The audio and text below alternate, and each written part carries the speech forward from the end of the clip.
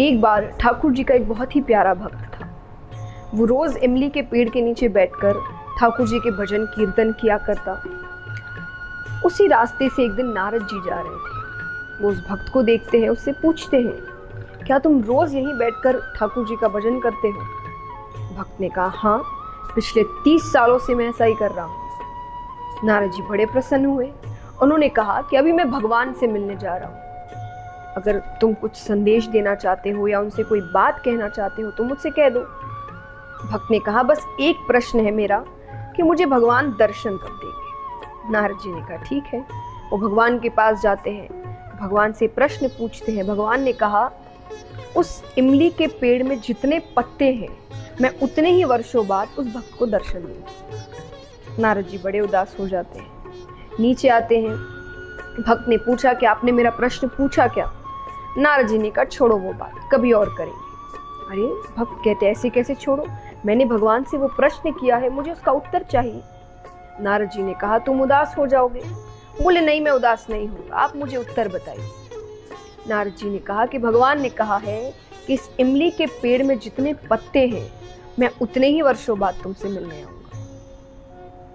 भक्त वापस पूछता है, भगवान ने ये बात खुद कही है?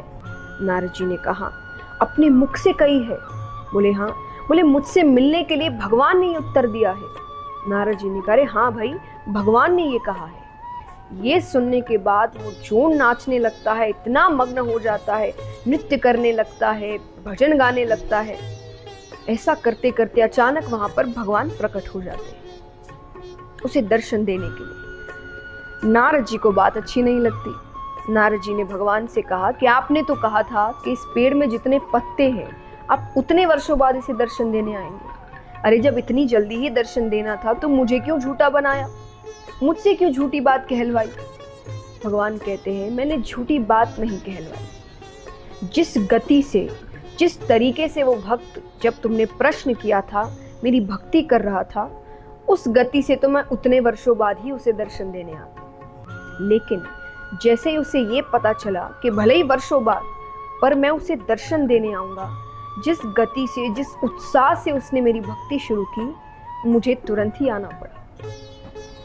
इस कहानी की सीख क्या है कि अगर हम ये सोचते हुए कि जितने वर्ष चलते जा रहे हैं तो हल्की फुल्की मेहनत करते रहते हैं जीवन में, जब मिलना होगा तब मिल जाएगा, तो उस प्रकार से आपको काफ़ी समय लगता है। पर अगर आप उन्नति चाहते हैं, सफलता चाहते हैं, तो आपको उस प्रकार की कड़ी मेहनत, उस प्रकार की दृढ़ता, उस प्रकार का उत्साह अपने कार्य में करना होगा। और तभी जिस प्रकार भगवान कुछ मिनटों में ही उसे दर्शन देने आते हैं, बहुत जल्द आपको सफलता प्राप्त होगी। तो मेहनत करिए, पर इस प्रकार करिए कि मानो भगवान आपको जल्द दर्शन देने वाले हैं। उतने ही उत्साह, उतनी ही खुशी और उतनी ही दृढ़ता के साथ करिए।